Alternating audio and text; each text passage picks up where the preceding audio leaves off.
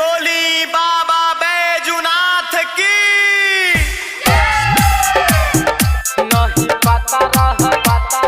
Presented by PM Recording Studio, Alamnagar, Madhepura.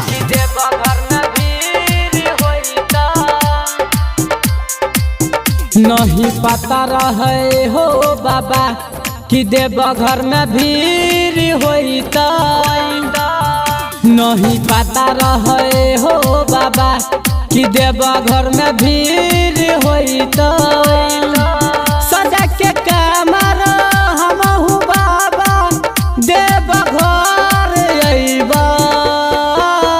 नहीं पता रहे हो बाबा कि देवघर में भीड़ होई त नहीं पता रहे हो बाबा।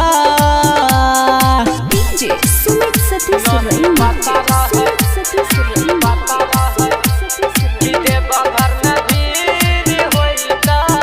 देवघर जइबा हो कमर सजइबा हो बाबा तोहरा से दर्शन करबा हो।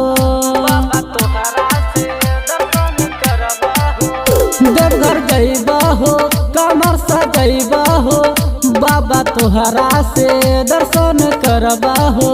बाबा घर के हमहु जलावा देवघर अइबा।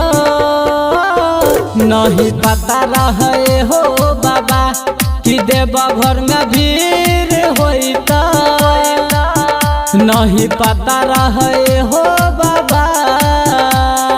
DJ Sumit Satish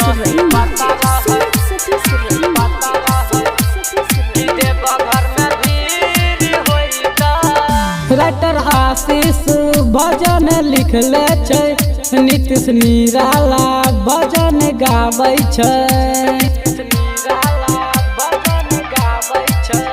राइटर आशीष भजन लिखले छै नीतीश निराला भजन गाबै छै।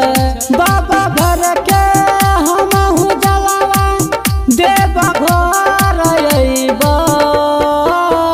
नहीं पता रहे हो बाबा कि देवघर में भीड़ होई त नहीं पता रहे हो बाबा।